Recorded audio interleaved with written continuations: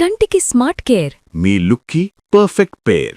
Mister opticals, your style ఆ vision. And one day టోటల్గా invisible అయితే నువ్వు ఏ ప్లేస్కి వెళ్తావు, ఎక్కడికి వెళ్తావు, ఎవరితో ఉండాలనుకుంటా? నేను నా క్లోజెస్ట్ పర్సన్తో ఎవరు లేక నా క్లోజెస్ట్ పర్సన్తో ఉంటారనుకుంటా, వితౌట్ ఎనీ ఫోన్.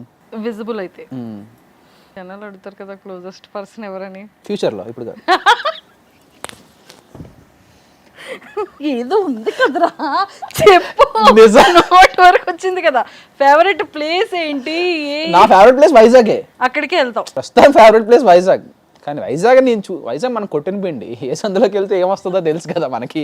సో మనం వైజాగ్ని ఇప్పుడు చెప్పకూడదు బేసిక్గా, ఎందుకంటే ఎన్ని వేసాము, ఎన్ని కనబడతాయి మనవి. ఏ ట్రాఫిక్ సిగ్నల్ కనిపించినా నాకు కార్ కనిపిస్తుంది. మొన్న వైజాగ్ వెళ్ళానంటే 3 రోజుల బీచ్ రోడ్లలోనే తిరిగాను నేను. ఎవడు చూసినా గుర్తుపట్టేస్తాడు, ఏంటి ఈ కార్ ఇక్కడే తిరుగుతుంది అని చెప్పి. సో వైజాగ్ నేను చెప్పకూడదు. Vizag all time favourite place. ఇప్పుడు నేను ఇంకా ఏది ఎక్స్ప్లోర్ చేయలేదు కాబట్టి నాకు ఏది వెళ్ళడం లేదు. ఇఫ్ ఇన్ కేస్ వెళ్తే అదర్ కంట్రీస్కి వెళ్తే, ఏ కంట్రీ? యాజ్ ఆఫ్ నవ్ అయితే సింగపూర్ ఉండేది, చూద్దాం పాస్పోర్ట్ వచ్చాక. రావట్లేదు పాస్పోర్ట్. ఫ్యూచర్లో వచ్చే అమ్మాయికి అంటే ఎలాంటి అమ్మాయిని చూస్ చేసుకుంటావు? ఎలాంటి క్వాలిటీస్ ఉండాలి? ఎవరికి కళ్యాణ పడాలో లొంగుతాడో వాళ్ళని. కళ్యాణ పడాలా? ఎవరికి లొంగుతాడో, ఎవరికి భయపడతాడో, ఎవరి మాట వింటాడో వాళ్ళకి. నేను ఏమడిగాను నాన్న క్వశ్చన్? ఇంకెలాంటి అమ్మాయి కావాలి అన్నా. క్వాలిటీస్ చెప్పు నాన్న. అదే క్వాలిటీస్ అవే అక్క. ఇప్పుడు అంటే తను ఇలా ఉండాలనో, లేకపోతే ఇలా వే ఆఫ్ థింకింగ్ ఇలా ఉండాలనో, నిన్ను చూసుకోవడం కానీ, నిన్ను ప్యాంపరింగ్, అంటే నీకు కొన్ని క్వాలిటీస్ ఉంటాయి కదా, నాకు కావాల్సిన అమ్మాయిలు ఈ కైండ్ ఆఫ్ క్వాలిటీస్ ఉండాలి. ఇదే ఆ క్వాలిటీస్ అంటే ఏంటంటే, కళ్యాణ ఆ అమ్మాయికి భయపడాలి. చెక్కేస్తుంది భయ్యా ఇది, అలా భయపడాలి కళ్యాణ్. రామచంద్ర ప్రభు, ఎవడు కోరుకోడు కదా ఇలాంటివి. అమ్మ నేను ఎక్కడ వినలేదురా నాయన. ఎందుకే విన్నారు, ఎందుకే లేదు. మిడ్ నైట్ లో ఎక్కువగా కాల్స్ చేసే వ్యక్తి ఎవరు కళ్యాణ్ పడాలకి? రామచంద్ర. ఆన్సర్ కరెక్ట్ గా చెప్పకపోతే ఇది కూడా పడిపోయింది చివరికి. గ్లాస్ పడిపోయింది. ఇది పోలేదు, రెండోసారి వేస్తాను. సరే దాయ్, ఇలా పెట్టినా ఇలాగా. ఇప్పుడు బాబోయ్ ఎంతకే కానీ అసలు నాకు అర్థం కావట్లేదు. రాముడు ప్లస్ కృష్ణయ్య, కిట్టయ్య రెండు మిక్స్ చేస్తే వచ్చేదే కళ్యాణ్ పడాలా. ఇప్పుడు చెప్పాక క్వశ్చన్ ఏంటి? మిడ్ నైట్ లో ఎక్కువగా కళ్యాణ్ పడాలకి ఎవరు కాల్? బేసిక్ గా నేను నైట్ 10కే పడుకుని పోతాను కాబట్టి మిడ్ నైట్స్ నాకు ఎవరు కాల్ చేయరు. లవ్, మనీ, ఫేమ్ రెండు ఎంచుకోవాలి అంటే ఈ 3 ఆప్షన్స్లో ఏం ఎంచుకుంటావు? లవ్, మనీ, ఫేమా? లవ్ ఆబ్వియస్ ఉంటుంది. ఆ రెండిట్లో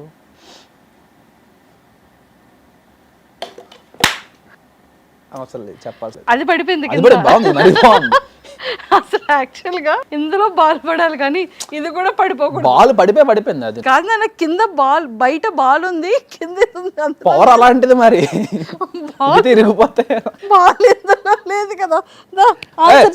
అన్ని తొండి ఆడుతున్నా నువ్వు. సో లవ్ అనేది ఉంటుంది అన్నావు కాబట్టి మనీ ఆర్ ఫేమ్ రెండిట్లో ఏది కావాలి? ఒకటే చూస్. ఫేమ్ ఇస్ టెంపరరీ అక్క, class is permanent, acting is permanent, talent is permanent. నువ్వు క్వశ్చన్ రాంగ్ అడిగావు బేసిక్గా. నువ్వు ఫేమ్ ప్లేస్లో యాక్టింగ్ టాలెంట్ అని పెట్టుంటే ఈజీగా నేను కళ్ళు మూసుకొని చెప్పేసేవాడిని బాల్ వేయకుండా. Basically your options is wrong, so I can't. Question wrong. Fame ప్లేస్లో టాలెంట్ పెట్టుకో. టాలెంట్ ఆల్రెడీ నేర్చుకుంటున్నాం కాబట్టి ఇంకా కావాలని. సెలబ్రిటీ పొజిషన్ రాకపోయి ఉంటే కళ్యాణ్ పడాలా? పొజిషన్ ఏమై ఉండేవాడు, ఏ పొజిషన్లో ఉండేవాడు, ఏ కేటగిరీలో ఉండేవాడు? సర్వీస్లోనే ఉండేవాడు. ఇప్పుడు జాబ్ పరిస్థితి ఏంటి? ఉన్నావా, క్విట్ అయిపోయావా? అవుట్ ఆఫ్ వచ్చేసాను. మీ ఫ్రెండ్స్ సర్కిల్లో మిమ్మల్ని ఎక్కువగా ఆట పట్టించేది ఎవరు? ఎక్కువగా ఏమని ఆట పట్టిస్తుంటారు? అంటే మొన్న రీసెంట్గా మా డిగ్రీ ఫ్రెండ్స్తో కన్వర్జేషన్ అవుతున్నప్పుడు కాన్ఫరెన్స్ కాల్లో ఉన్నారు మొత్తం మా ఫ్రెండ్స్ అందరూ. వీడికి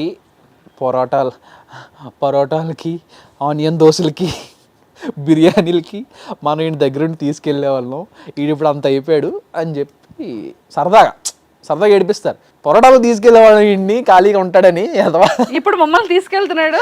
అంటే తీసుకెళ్ళడం అంటే ఏంటంటే నాకు బద్ధకం బేసిక్గా. లాస్ట్ బెంచ్ కూర్చొని ఇలా ఉంటా అంతే. రారా అంటే నేను బయటికి వెళ్ళాను. ఫస్ట్ ఆఫ్ ఆల్ క్యాంటీన్ వరకు కూడా వెళ్ళను. వాళ్ళు చేతులు పట్టుకొని పద అని చెప్పి ఈడ్చుకెళ్ళారనమాట. అలా ఉండేవాడు. ఇప్పుడు ఎన్ని తిరగాల్సి వస్తుందో యాదవ. బాల్ వేసాక క్వశ్చన్ అడగాల? ముందే క్వశ్చన్ అడగాల? ఓకే, సో ఇప్పటి వరకు వచ్చిన ప్రపోజల్స్లో the best proposal, heart touching proposal ఏంటి? ఎప్పటికీ ఫర్ ఎవర్గా ఉండిపోయే ప్రపోజల్. అంటే బేసిక్గా అంటే నేను చదవను, ఇప్పుడు అది ఫీల్ అవుతారేమో చదవలేదంటే. తమ్ముళ్ళతో ఇంటర్వ్యూలు చేస్తే ఇలా ఉంటుంది, కాంప్రమైజ్ అవ్వాలి క్వశ్చన్లు కూడా. చెప్పు పోనీ బెస్ట్ కాంప్లిమెంట్. నా బిగ్ బాస్ జర్నీ మొత్తం ఒక ఆవిడ 1 TB హార్డ్ డిస్క్లో పెట్టి పంపించింది. వాహ్. అంటే ప్రతిదీ స్టార్టింగ్ డే అగ్ని పరీక్ష కూడా ఉంటాం ఏమో మరి, ఫస్ట్ స్టార్టింగ్ నుండి ఎండింగ్ వరకు నేను కనిపించే ప్రతి బిట్టు ఇన్ని లైవ్లో కూడా, లైవ్ టెలికాస్ట్ ఎవ్రీథింగ్, బజ్జు ఏంటి అన్సీను, ఇవన్నీ కలిపి ఒక 1 TB హార్డ్ డిస్క్ పంపింది నాకు. అసలు ఎంత ప్యాషనేట్తో, ఎంత ఇష్టంతో చేస్తుంటారు. ఇంకొకటి ఏంటంటే నేను బాగా ఫీల్ అయ్యింది, అమెరికాలో స్క్రీన్ టైమ్ స్క్వేర్లో నా బర్త్డే విషెస్ నేనేనా ఇంతకీ, ఫస్ట్ ఆఫ్ ఆల్ నాకేనా నేను రియలైజ్ నాకే ఒక అతను చేశారు. నేను ఇక్కడ సిటిజన్ అండి, దిస్ ఈజ్ మై కార్డ్, నేను కళ్యాణ పడాల వాళ్ళ ఫ్యామిలీకి కానీ ఫినాన్షియల్గా కానీ నేను ఇలా సపోర్ట్ చేయాలనుకుంటున్నా, దానికోసం నేను ఏదైనా చేయడానికి రెడీ ఉన్నాను. అరే బాబు, ఇప్పుడు నేను ఇలాంటి మూమెంట్లో నేను ఏం చెప్పలేను రా బాబు, తలకిందలకి అయిందంటే నా మీదకి వచ్చుద్ది అని భయపడి అభిమానిస్తున్నారు చాలు. నీ ఇంటర్వ్యూ చూసి నన్ను అప్రోచ్ అయిన వాళ్ళు చాలా మంది ఉన్నారు అలా. ఇలా బర్త్డే విషెస్ టైమ్ స్క్వేర్లో పెట్టి చెప్పడం చాలా మంది. Okay done. ఇప్పుడు నెక్స్ట్ క్వశ్చన్ మాత్రం, నువ్వు వేస్తే సేఫ్, నువ్వు వేయకపోతే మాత్రం ఖచ్చితంగా చెప్పాలి.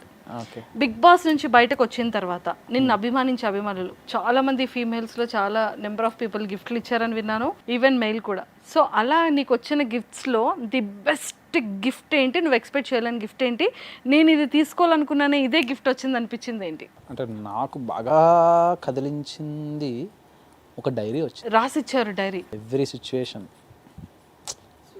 నా పర్స్పెక్టివ్, అవతల వాళ్ళ పర్స్పెక్టివ్ ఏంటి, అసలు వాట్ యు మే, ఎంత నువ్వు అసలు ఏంటి, ఎంతలా అయ్యావు, అసలు ఎవరు దేనివల్ల అయ్యావు అనేది మొత్తం అంతా రాసి ఓ డైరీలో ఇప్పుడు 10 సార్లు చదువుకున్నదాన్ని. ఎక్కడి నుంచి వచ్చింది? సమ్ ర్యాండమ్, నాకు తెలియదు ఎక్కడి నుంచి వచ్చిందా కూడా. ఇప్పటికి ఆ పర్సన్ ఎవరనేది తెలియదు.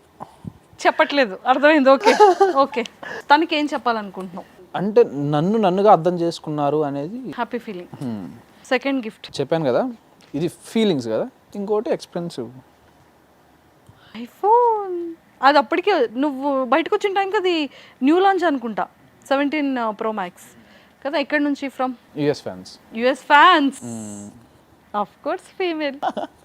అండ్ లాస్ట్ ఫైనల్ క్వశ్చన్, లైఫ్లో అంటే ఇప్పటి వరకు తెలుసో తెలియకో నువ్వేమైనా మిస్టేక్స్ చేసినా, పేరెంట్స్ అవ్వచ్చు లేదా వాట్ ఎవర్, స్కూలింగ్, కాలేజ్, జాబ్లో ఎవరైనా సారీ చెప్పాలి అంటే ఎవరికి సారీ చెప్తావు? డిగ్రీలో నా క్లాస్మేట్ ఒక పర్సన్, అంటే ఎవరికి చెప్తున్నాను తెలియదు కదా అక్క, ఒక పర్టికులర్ క్యారెక్టరైజేషన్ ఉన్న పర్సన్ చిన్న మిస్అండర్స్టాండింగ్స్ వల్ల వేరే టిపికల్ సిచ్యువేషన్స్లోకి వెళ్ళిపోయారు.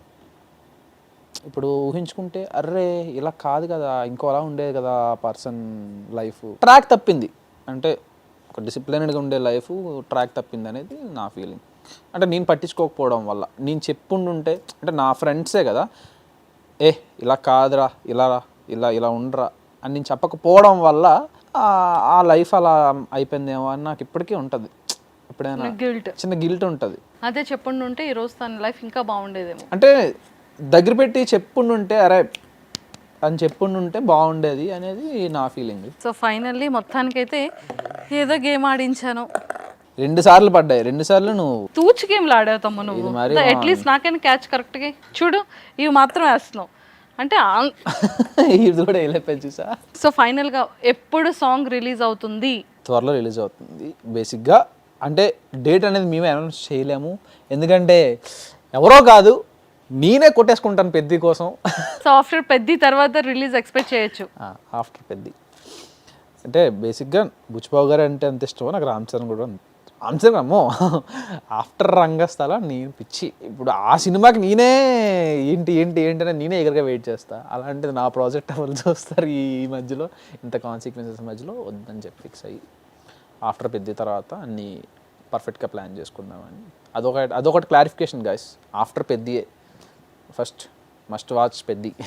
సో మొత్తానికి ఇంకా లైఫ్లో, కెరియర్లో ఇంకా మంచి సక్సెస్కి వెళ్ళి మంచి పొజిషన్కి వచ్చి 70mm థియేటర్స్లో ఇయర్లీ 2 సినిమాలు బ్లాక్ బాస్టర్ ఫిలిమ్స్ హిట్ కొట్టి మంచి నేమ్ తెచ్చుకొని ఇంకా చాలామందికి సొసైటీలో అరే కళ్యాణ్ పడాలారా అని ఒక బిగ్ బాస్ జర్నీలో ఆ 3.5 months ఎంతమందిని ఇన్స్పైర్ చేసావు, ఎంతమందికి ఇన్స్పిరేషన్గా నిలబడ్డావు.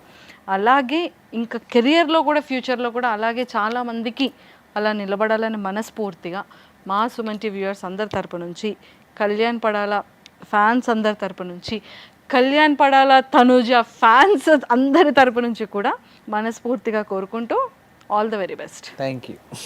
Thank you. డన్. డన్.